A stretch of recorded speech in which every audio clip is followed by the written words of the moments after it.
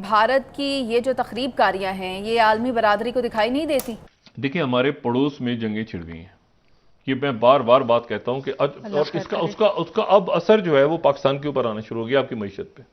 हमें चपेट पड़ती है ना बाहर से, फिर हम चीखे मारते हैं। इशू मुझे जिस बात का खदशा है वो ये है कि ये अफगानिस्तान के अंदर जो हो रहा है, जो इंडिया और चाइना के दरमियान हो रहा है और बढ़ेगा। मैं रो रो के हर चैनल पे गया हूँ।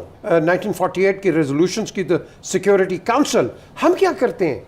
हम रिएक्ट करते हैं बाद में, प्रोएक्ट तो हम करते ही नहीं है। पहले तो वो जो यूक्रेन की जंग छिड़ी हुई है उसका पूरी दुनिया पे असर आ गया। ठीक, आया। ये वर्ल्ड वॉर इस आज की दुनिया में तो ऐसे ही है ना कि एक जगह पे जंग छिड़े तो दूसरी जगह। नमस्कार दोस्तों, जय हिंद। सत्य समाचार में आपका स्वागत है। जैसा कि आपने हाल ही में देखा कि भारत और चीन के बीच बॉर्डर पे जो क्लैशेस चल रहे हैं, उसके पीछे क्या कारण है? चाइना ये ऐसा क्यों कर रहा है? उसके पीछे का कारण क्या है? तो दोस्तों, जब इसको स्टडी किया तो पता चला कि चाइना की जो इकोनॉमिक ग्रोथ है वो काफ़ी नीचे जा रही है और भारत की जो इकोनॉमिक ग्रोथ है वो काफ़ी ऊपर जा रही है। और चाइनीज़ प्रेसिडेंट जो हैं वो चाइना में काफ़ी अभी लो, उनका जो रेटिंग है काफ़ी लो है और वहाँ की जनता भी काफ़ी उनका विरोध कर रही है। तो दो फैक्टर हैं जो चाइना के ऊपर हावी हो रहे हैं भारत की तरफ से, और इन दोनों फैक्टरों को ध्यान में रखते हुए चाइना ये इस तरह की हरकतें किया होगा।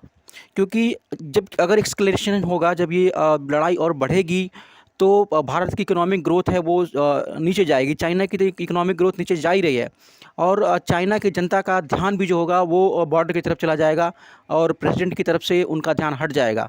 तो इस तरीके से चाइनीज़ जो गवर्नमेंट है, जो चाइनीज़ प्रेसिडेंट जो जिनपिंग है, वो इन दोनों चीज़ों में दोनों चीज़ों से एक फ़ायदा हासिल कर सकते हैं। तो इसके देखते हुए भारतीय गवर्नमेंट को भी काफ़ी समझदारी से काफ़ी फूँक के कदम रखना पड़ेगा और चीज़ों को न्यूट्रलाइज करना पड़ेगा। तो देखते हैं पूरा वीडियो। पहले तो पहली जंग अजीम में तो यूरोप में छिड़ी हुई है, तो यहाँ पे लोग दुआएं कर रहे थे, ठीक है ना, कि ऐसे हो जाए। मतलब यहाँ पे बरसगीर तो सारा हिटलर के साथ था ना, जर्मनी के साथ था। जर्मनी लड़ा था बरतानिया से, यहाँ बरतानवी राज था, तो सब दुआएं मांगते थे जर्मनी के लिए। और इतनी दुआएं मांगते थे कि वो जो बर्तन थे उनका नाम भी जर्मन सिल्वर रख दिया था घरों में। जर्मन सिल्वर का बर्तन है वो, बड़ा कीमती बर्तन। जर्मन सिल्वर एक धात बन गई थी जर्मन सिल्वर, वो इसलिए कि जर्मनी के लिए दुआएं करते थे लोग यहाँ बैठ के कि जर्मनी जीत जाए। जर्मनी की लड़ाई हो रही थी। हाँ जी, बिल्कुल बिल्कुल बिल्कुल। तहरीक खिलाफत है, तो उसके बाद सल्तनत उस्मानिया, मतलब जो जो जर्मनी के अलाइज थे उनके साथ यहाँ से लोग थे। अच्छा, अब इशू ये है कि ये जो पड़ोस में जो जंग छिड़ी है, अब ये जो एक मुस्तकिल जंग है, ये जंग जो है ये है चाइना और इंडिया की। जैसे इंडिया और पाकिस्तान की एक जंग है जो मुस्तकिल है, तो मतलब वो कोई जंग बंदी वो सीज फायर होता है, जंग बंदी नहीं है। तो सीज फायर हो जाता है लेकिन अपनी जगह एक तनाज़ा खड़ा है, फौजें खड़ी हैं, कोर्स आमने सामने सियाचिन पे हर वक्त तैयार 24 घंटे, वो बिल्कुल, यानी फौजें आमने सामने खड़ी हैं पाकिस्तान और इंडिया की, और सीज फायर होता है। सीज फायर खत्म हुआ, सीज फायर खुल गया, सीज फायर खत्म हुआ, तो ये कोई अमन तो नहीं है ना कि सियाचिन पे फौजें आमने। तो इधर भी इसी तरह से चाइना और इंडिया की अब एक जंग छिड़ चुकी है। वो जंग कम होती है ज्यादा होती है, कम होती है ज्यादा, पुरानी जंग है। और जहां पे सरहदी तनाज़ात होते हैं तो वहां पे जंगें खत्म नहीं। और आप देखें ना ये क्या हुआ है अभी ईरान और खलीजी ममालिक के दरमियान, यूएई के दरमियान। उन्होंने कहा 3 जजीरे, उस वक्त जब पिछली सदी के अंदर यहाँ पे कई सौ साल पहले यहाँ पर अरब ममालिक, अरब कबाइल आए थे, तो वो एक मसला खड़ा है। अब ये जो मसला है ये अरुणाचल प्रदेश का है, और अरुणाचल प्रदेश जो है ये, अगर चेयरमैन माओ की वो जो उनका था, चेयरमैन माओ का मशहूर मारूफ बात कि जी 5 उंगलियां, वो कहते हैं ना 5 उंगलियां हैं जी, और 5 उंगलियां और दाएं हाथ की 5 उंगलियां और हथेली, तो हथेली तो हो गई ये तिब्बत, और 5 उंगलियों में आप शुरू कर दें मगरिब से लेके मशरिक तक जी। तो 5 उंगलियों में आप, पहली उंगली हो गई लद्दाख, दूसरी हो गई नेपाल, तीसरी हो गई सिक्किम, फिर हो गई भूटान, और फिर हो गई अरुणाचल प्रदेश। तो ये जो LAC, line of actual control जी, लाइन ऑफ कंट्रोल तो ये कश्मीर में है ना, लाइन ऑफ एक्चुअल कंट्रोल है चाइना के साथ, जिसको चाइना नहीं मानता, जिसको बॉर्डर एरिया कहा जाता है, जिसको जहां चाइना नहीं मानता। और चाइना इससे पहले ये मकमोहन लाइन थी जी, ये मैकमोहन लाइन थी जो मैकमोहन, सर हेनरी मैकमोहन ने बनाई। और उसमें उस वक्त ये था कि बर्तानिया था, और बर्तानिया का फड्डा चाइना से नहीं, और बर्तानिया का फड्डा पड़ा हुआ था रशिया से। वो ग्रेट गेम चल रहा था। तो वो यहां पर उन्होंने कहा कि ये बफर बीच में बने इलाका, ताकि रशिया यहां पर ना आ जाए। और उन्होंने ये शिमला एग्रीमेंट किया जी।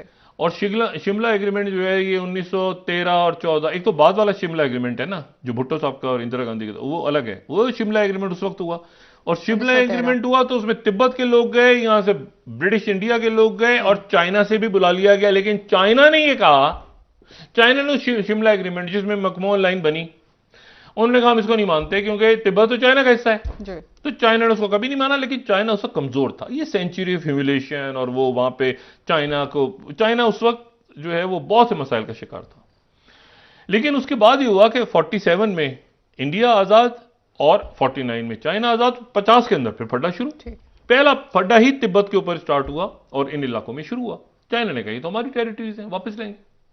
जैसे आज तक वो कहते हैं कि ताइवान को वापस लेंगे, इस तरह वो कहते हैं अरुणाचल प्रदेश को वापस लेंगे। हम भूटान हमारा हिस्सा है, नेपाल हमारा हिस्सा है, लद्दाख हमारा हिस्सा है, और इसके ऊपर कोई कॉम्प्रोमाइज नहीं है। अच्छा, ये लेकिन अब इसमें एक इशू और है, जो पहले ही दिन से, आज से 2-2.5 साल से हम सवाल उठा रहे हैं, और इसका सवाल का तसल्ली बख्श जवाब ही नहीं मिलता। ये G20 की, अभी G20 समिट हुई ना बाली में, तो उसकी सदारत इंडोनेशिया से आ गई है किसके पास? इंडिया के पास। ये जो फटा पड़ा हुआ है ना, ये पूरा का पूरा जो LAC जिसको नहीं मानता, जो एक मुआहदा हुआ था, एक मुआहदा हो गया था, मतलब है कि 90 की दहाई में जाके और एक मुआहदा हो गया था चाइना उनके दरमियान। एग्रीमेंट है वो ऐसे ही है, मतलब उसको कभी चाइना ने और इन्होंने कोई डॉक्यूमेंटेड फॉर्म में नहीं LAC को लेकर आए।